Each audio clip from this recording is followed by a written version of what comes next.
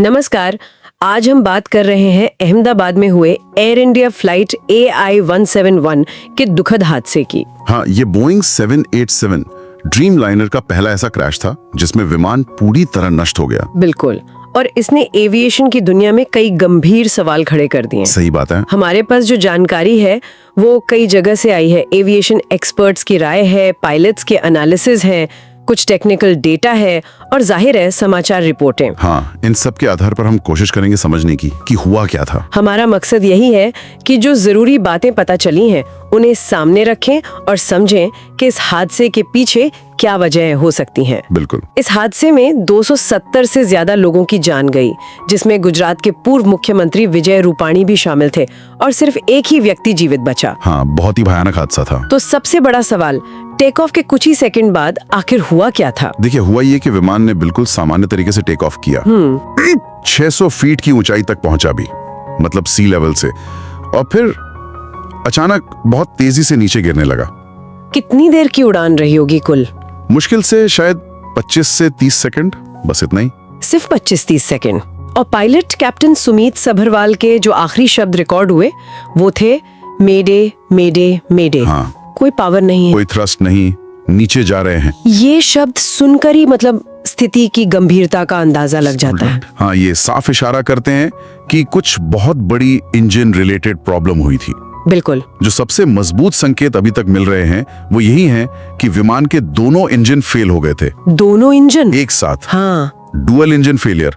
और इसका एक बड़ा सबूत है RAT का एक्टिवेट होना। RAT?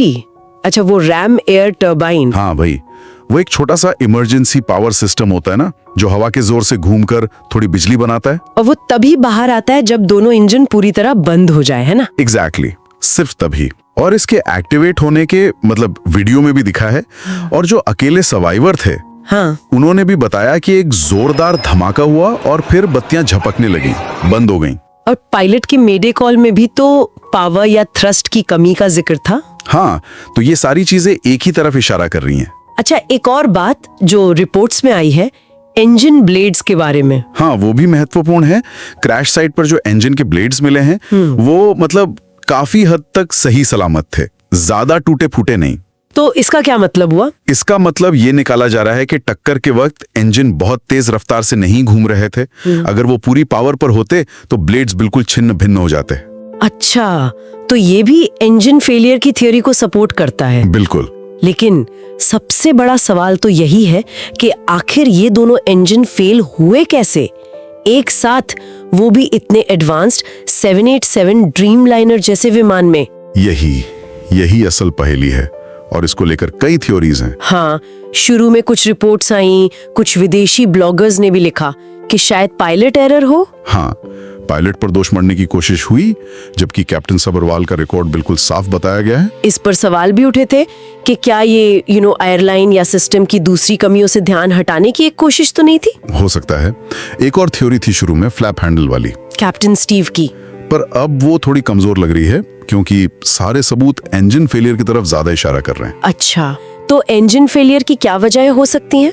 कोई और कॉम्प्लेक्स थ्योरी है? हाँ, एक थोड़ी जटिल थ्योरी है, जैसे फ्लाइंग बीस्ट चैनल पर डिस्कस हुई थी। ओके। कि शायद टेक ऑफ रोल के दौरान V1 स्पीड के बाद, मतलब जब टेक ऑफ रोकना नामुमकिन हो जाता है, तब एक इंजन फेल हुआ हो। अच्छा।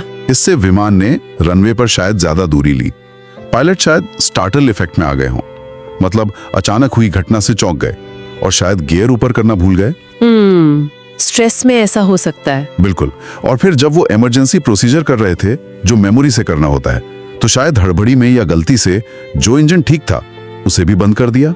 ओह, ऐसा पहले हुआ है कभी? हाँ, एक गोयर की घटना में ऐसा हुआ था, गलती से सही इंजन बंद कर दिया गया था। पर मैं फिर कहूंगा ये सिर्फ एक थ्योरी है, इसके कोई पुख्ता सबूत अभी नहीं है। ठीक है, और क्या संभावनाएं हो सकती हैं? ईंधन की कोई समस्या, फ्यूल कंटामिनेशन यानी ईंधन में मिलावट या पानी वगैरह, ये एक संभावना हमेशा रहती है, पर एयरपोर्ट्स पर इसकी बहुत सख्त जांच होती है। हाँ, प्रोसीजर तो होते हैं, तो इसकी संभावना कम है। और अगर हुआ भी तो सवाल यह है कि सिर्फ इसी विमान के ईंधन में दिक्कत क्यों आई? उसी फ्यूल से तो दूसरे विमान भी उड़े होंगे। सही बात है।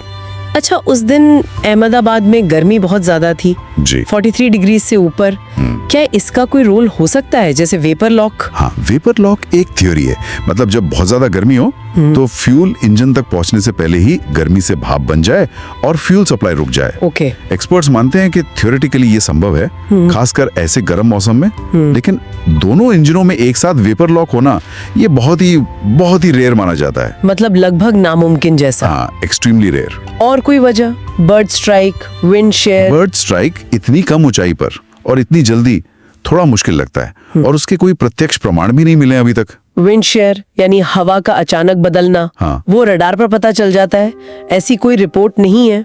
FOD यानी बाहरी चीज से नुकसान, जैसे रनवे पर कुछ पड़ा हो। अगर FOD होता तो शायद आग या धुएं के कुछ निशान होते, वो भी नहीं दिखे। सॉफ्टवेयर प्रॉब्लम, जैसे 737 मैक्स में हुआ था, ये भी अभी सिर्फ अटकलें हैं, या फिर जानबूझकर की गई कोई हरकत, सैबोटाज, ये सब बहुत दूर की कौड़ी लगती हैं फिलहाल। तो मतलब पहेली अभी भी उलझी हुई है। एक इंजन जो हाल ही में बदला गया था, रिकॉर्ड तोड़ गर्मी, और एक बेहद एडवांस्ड विमान। हाँ, ये सब मिलकर कैसे इस हादसे का कारण बने, ये समझना मुश्किल हो रहा है। और यहाँ सिस्टम से जुड़े कुछ सवाल भी हैं। जैसे एयर इंडिया का पिछला सेफ्टी रिकॉर्ड। DGCA ने पहले भी कुछ नोटिस वगैरह दिए थे रखरखाव को लेकर। पायलटों की तरफ से विमानों की हालत पर चिंता जताने की खबरें भी पहले आई थीं। लेकिन इस विमान का तो ऑडिट हुआ था हादसे से कुछ वक्त पहले। हाँ, DGCA ऑडिट में कोई बड़ी कमी नहीं पाई गई थी, ऐसा कहा गया। लेकिन फिर भी हादसे के बाद 6 ड्रीमलाइनर ग्राउंड कर दिए गए। क्यों, ये सवाल है। और जांच की निष्पक्षता पर भी कुछ सवाल उठ रहे हैं। हाँ, क्योंकि भारत में जो AIAB है, एयर एक्सीडेंट इन्वेस्टिगेशन ब्यूरो, वो सीधे एविएशन मंत्रालय के अंडर आता है। तो इंडिपेंडेंस पर सवाल उठते हैं। पहले भी कुछ जांच रिपोर्टों पर विवाद हुए हैं, जैसे घाटकोपर वाला हादसा। तो कुल मिला के अभी स्थिति साफ नहीं है। 2 इंजन फेल होने के संकेत बहुत मजबूत हैं, पर वो क्यों फेल हुए, इसका सटीक कारण अभी पता नहीं।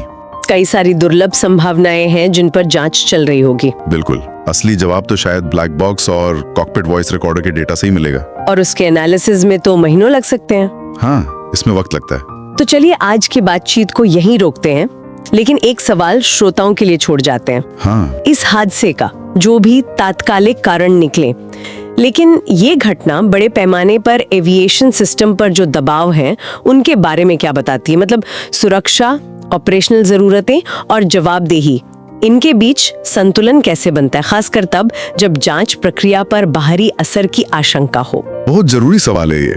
भविष्य की उड़ानों की सुरक्षा के लिए इस पर सोचना बहुत अहम है। बिल्कुल।